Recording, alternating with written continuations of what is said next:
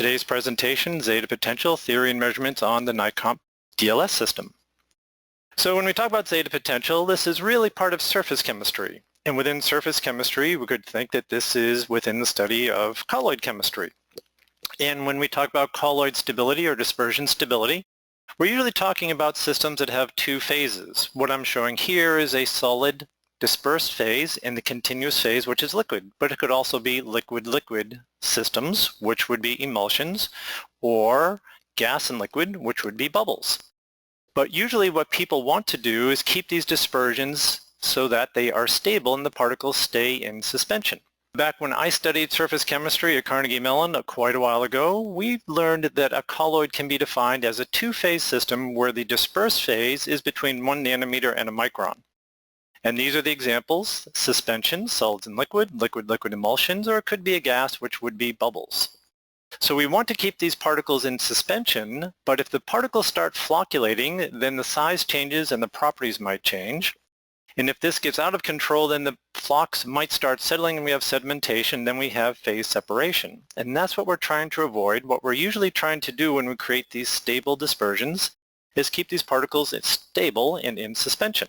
Typically we're talking about suspensions where, because of the very small particle size, there's a large surface area and there are some enhanced properties. And the goal is to keep these particles in suspension.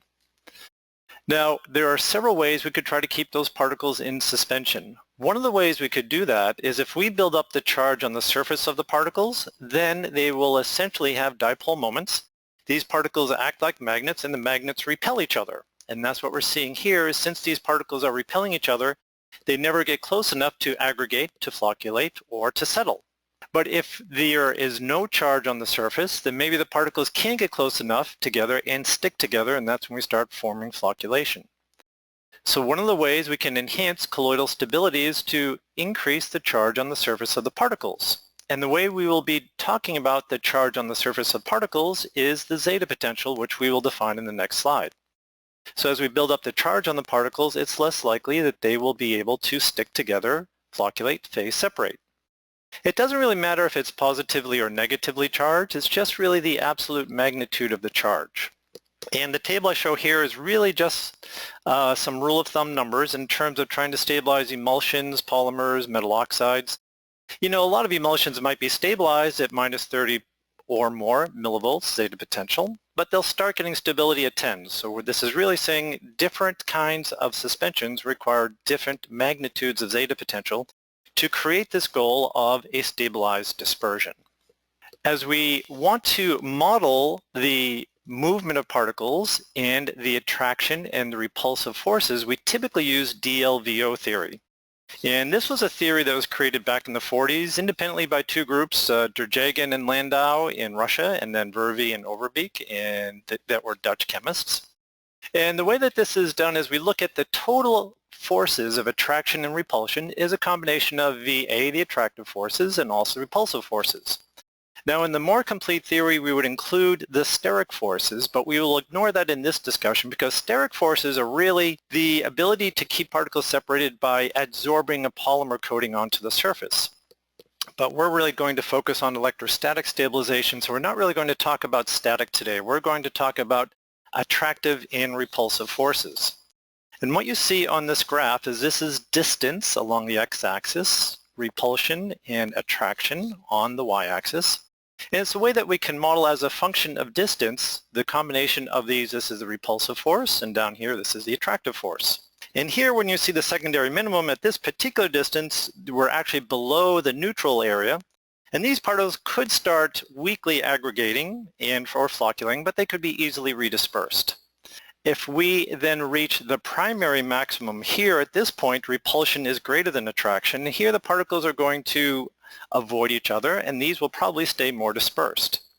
But if more energy is added, and for instance part of the energy could just be motion due to Brownian motion, thermal motion.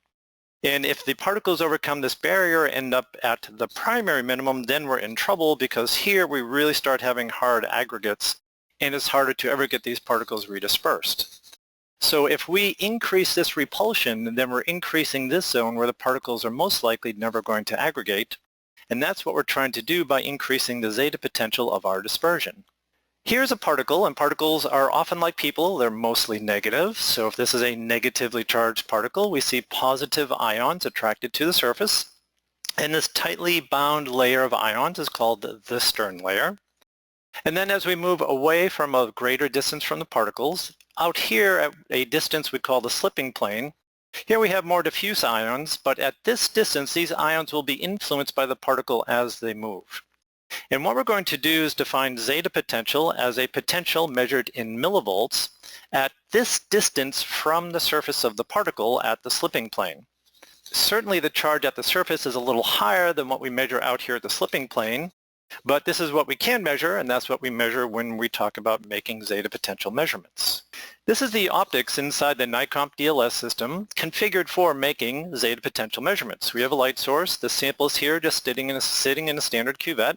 We have a beam splitter because actually what we're going to do is look at the coherent mixing from the incident light source, which we actually modulate here at this particular frequency.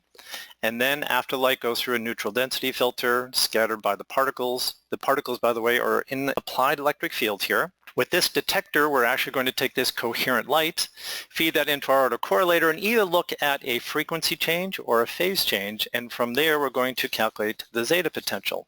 So this is the optics of how we're going to take that measurement. As I had mentioned in the previous slide, we're going to apply an electric field. So here's our negatively charged particle in an applied electric field. And there's going to be a balance of two different forces. We have the forces due to the electric field here, where Q is the effective charge on the surface and E is the applied electric field. So that's motion due to the applied electric field, and resisting that we have viscous forces.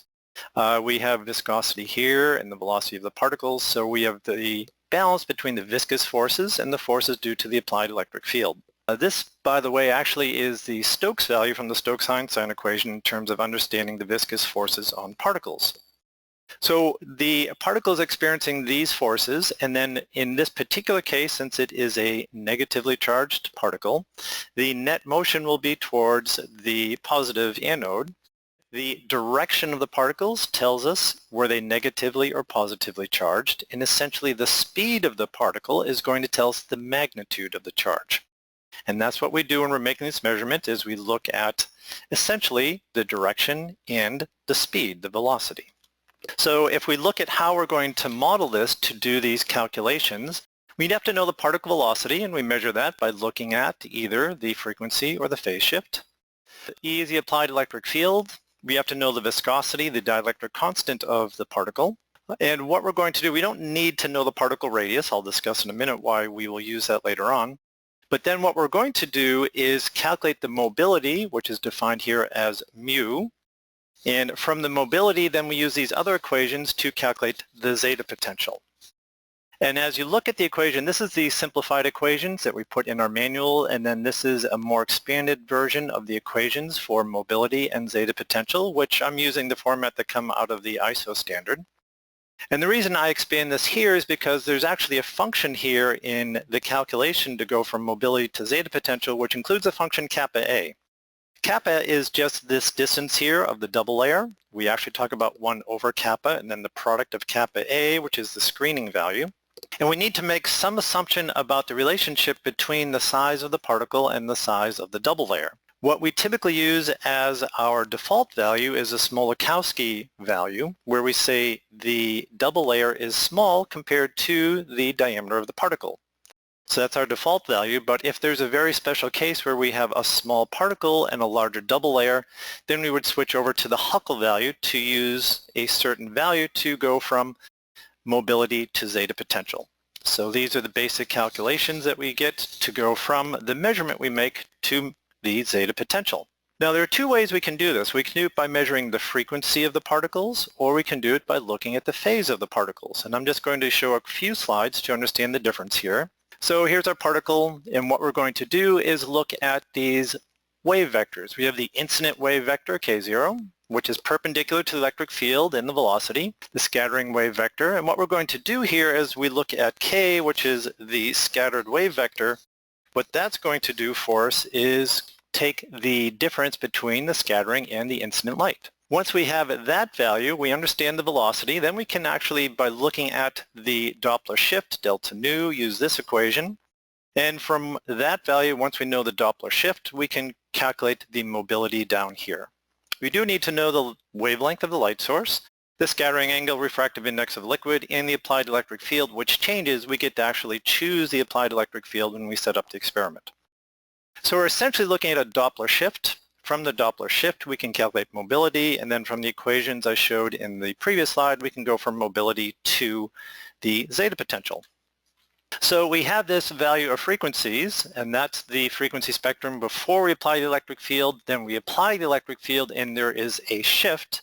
And this Doppler shift is what we use to create the mobility, and from mobility get to zeta potential. So this is what the raw data looks like. We have the reference beam before we apply the electric field, and then we have the power spectrum after we apply the electric field and the particles start moving. And from that shift, we can calculate the mobility. So that's using the frequency approach. The other way to do this is to look at phase analysis, and there's some reasons to do that. Frequency shift is fine for essentially easy samples, but more difficult samples, we can actually get a stronger raw data by looking at phase analysis. The first place where we start having some trouble with frequency is if we have high salt concentrations.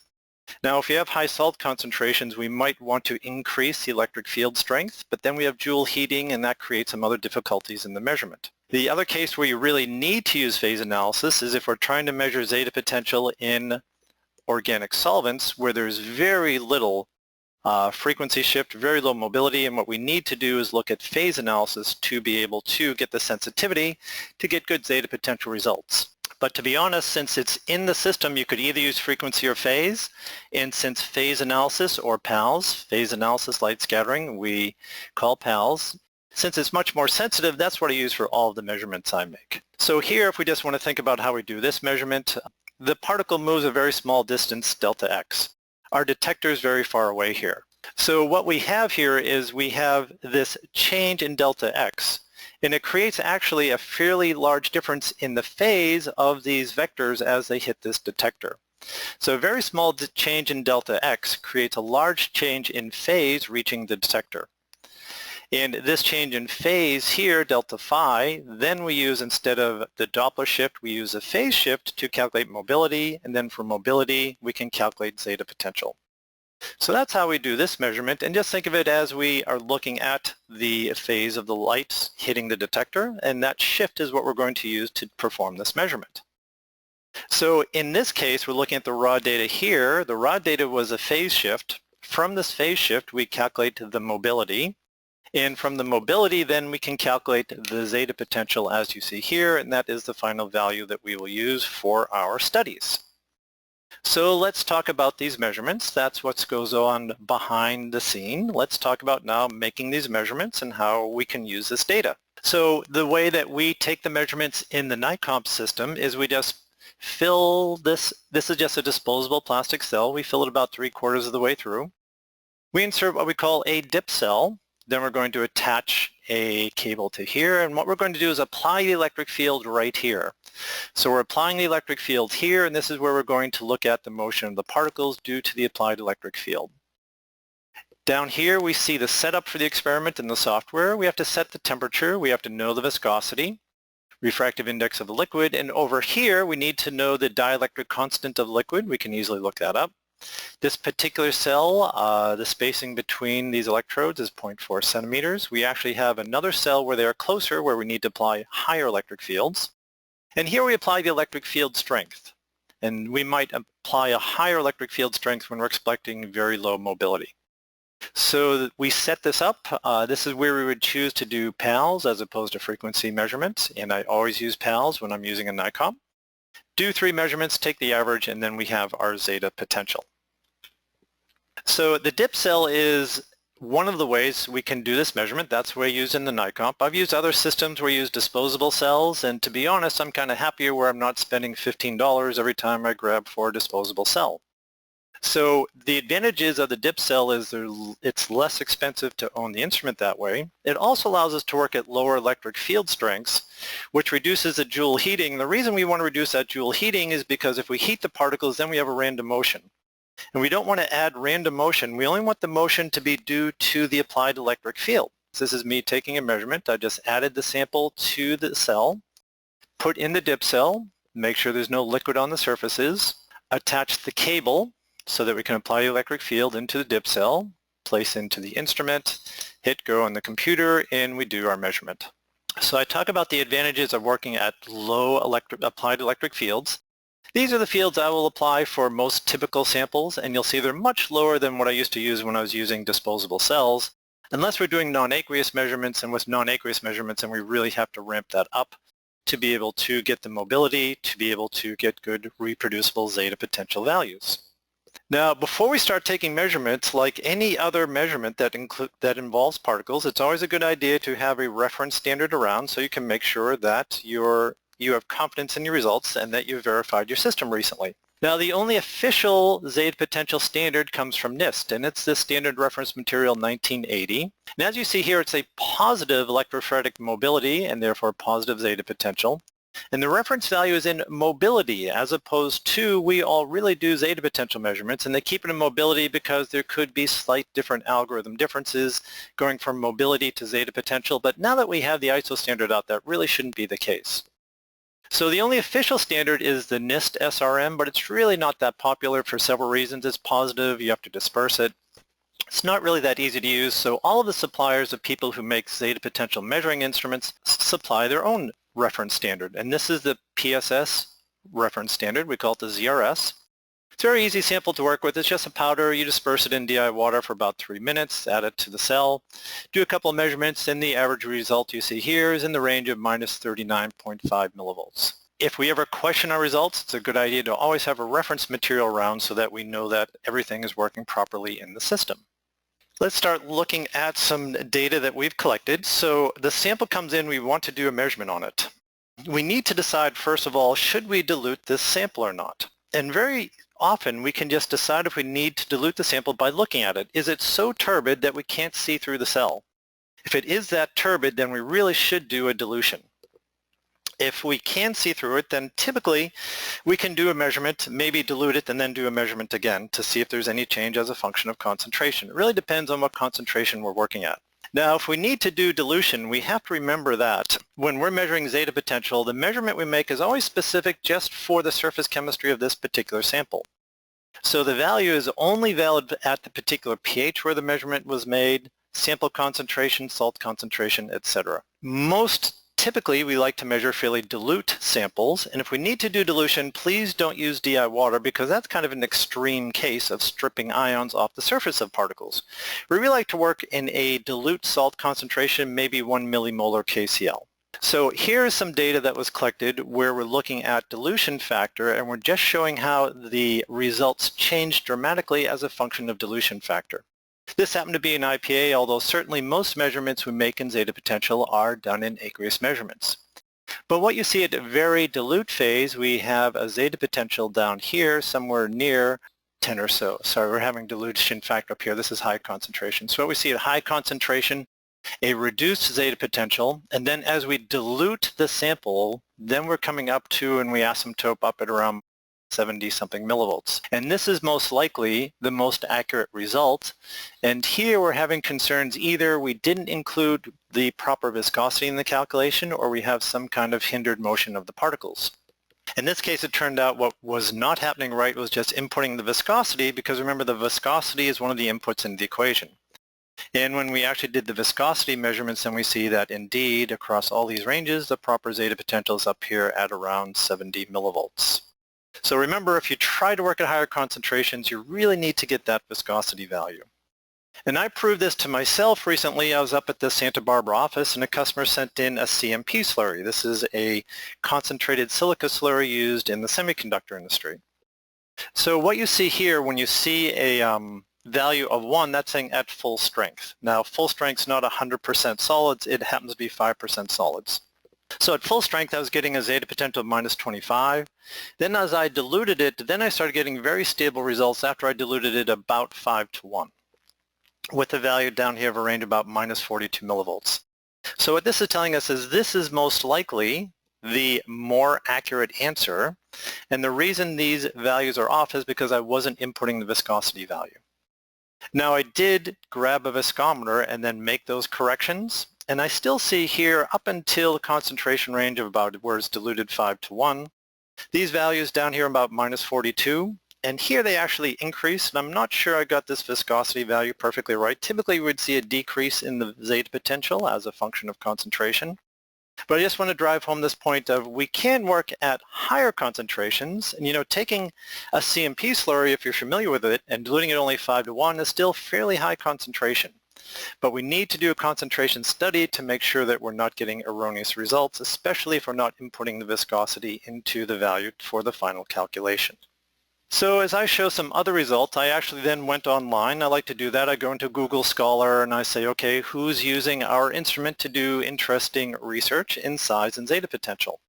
And I give you the reference here, and what this is looking at these complexes where it's a complex of polycationic peptide protamine, which is PN, and then a plasmid DNA, and look at the concentration ratio of the PN to DPA.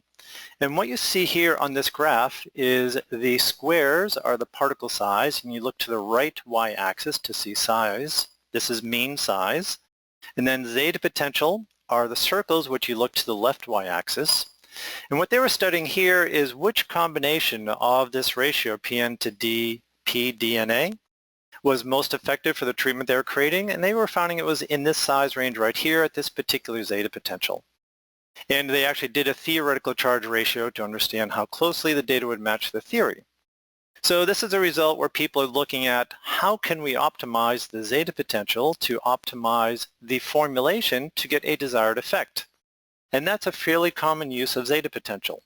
And what we could be altering is molar ratios, salt concentration, pH, but the idea is finding that optimum formulation which gives us best performance of our product. These are some results that we carried out for one of our customers where we wanted to work at high salt concentrations. And what you see here is zeta potential of, this was a fat emulsion. And what you see is as we change the salt concentration, we begin down here with a zeta potential of almost -50 millivolts. Then as we increase the salt concentration, we actually go through a charge reversal, which we often see. Then up here at 0.9 salt concentration, which is pretty close to physiological saline, that's where we see the charge reversal and it moves to positive. So this is showing the effect of salt concentration on zeta potential. We'll see some data later which shows the change in pH with zeta potential. I also just want to show a result for an organic solvent sample where we measured, I think this was a silica, but not a CMP silica, and the customer wanted us to suspend this in a combination of butanol and xylene. Now, one thing to point out here is here we cranked up the electric field strength to 100. We use a different dip cell for measuring inorganic solvents, and we got very repeatable data at -42 millivolts zeta potential. So just showing some data from organic solvents, not all that common, but certainly very possible with the Nicomp system. Another common use of zeta potential is determine the isoelectric point. The isoelectric point is defined as at what pH value do we reach a zeta potential of 0. So if this is +40 millivolts and this is -40 millivolts, this is our zeta potential scale. In here, near 0 zeta potential, at this point it seems to be around 5 pH or so. Typically in here, near the isoelectric point is where the dispersion is less stable. And this is typically where we'll see flocculation, aggregation, and we'll see an increase in the particle size. So we might be interested in zeta potential as a function of pH to determine at what conditions is the dispersion most stable. Another reason we might be interested in the isoelectric point is to determine what is going on the surface of the particle. So imagine we have like a silica particle, but we're going to coat it with titanium dioxide. What we could do is look at published IEP values, and if we do an IEP study, when we find out at what pH the system has 0 zeta potential, we could say, well, if the IEP was around 6.5, then we probably had iron oxide on the surface. So people also do this to determine surface properties of engineered particles. This is an IEP study I did for the ZRS, our Zeta reference standard. What you see on the left is just the raw data. What I did was just a titration where I reduced the Zeta potential. I started at 6.7. Then I just added acid, reduced the pH down to 3.6. What you see is very repeatable. I took 3 measurements at each pH. And as I plot, as you see over here, the Zeta potential up at pH 6.7 was minus 30 something. And then I found that we actually went through 0 Zeta potential at a pH of 4.26, and that defines the isoelectric point. I just did this as a manual titration. You can actually do these titrations much quicker manually than using an automatic titrator. Like many other things in life, automation lets you walk away, but it takes much longer time to do things. So this is just showing the IEP for our Zeta reference standard. Another sample where people like to do isoelectric point measurements is sometimes proteins. As proteins reach the isoelectric point, they're more hydrophobic, they're compact, they're less stable. And so sometimes people want to understand what is the IEP profile for a given protein. And we have to remember this is at given pH and salt concentrations. What you see down here is an IEP study for bovine serum albumin, BSA protein. And in this case, we walked the pH down to about 3.5 or so, and we determined for this particular case, a pH up at about 5.2 is what we determined for the isoelectric point for BSA protein. So people like to use a Nicomp for protein measurements. I'm just going to throw up here just a size slide that I created just a month ago at our lab in Santa Barbara. It's also very good for sizing of proteins. This is actually a very dilute concentration of lysozyme at 0.1 mg per mil. And what you see are very accurate, this is actually 9 different measurements. So it's a very good tool for getting size and Zeta potential of proteins, another very common use of the Nicomp. So that was what I wanted to show today, to give you a background on the theory of Zeta potential in surface chemistry. How easy it is to make the measurements. On that video you saw me just load the slide in about 10 seconds and you do the measurements. That's fairly easy to do, but remember when we do the sample preparation, always make sure you understand the relationship between the measurement and concentration. When using this tool, I pretty much always use phase analysis. I prefer to use PALS phase analysis because it's a more sensitive way, it's a more flexible way to do these measurements. I really prefer using the dip cell approach than using disposable cells. The cell that you saw back when I showed the slide is the cell I use when I'm in Santa Barbara. It's 4 years old. There's probably been 5,000 measurements on it, and I get great data every time I use it. It's very nice just knowing that cell is completely stable, whereas if you use disposable cells, you're not quite sure when you've had some coating on there and when it's time to throw away and get another one. So why do people like to use a Nicomp for Zeta potential? Because it generates such beautiful data, and that really is why people keep buying the Nicomp systems, both for size and Zeta potential. Very sensitive, very accurate, very precise tool for making these kinds of measurements. So that's today's presentation. I appreciate the time today for you to listen in, and I hope that you will contact us either through the website, or also you could contact us. I guess that's probably the best way. Today's webinar will be posted on the website on the Documentation Download Center probably within a day or so. So thanks again for attending.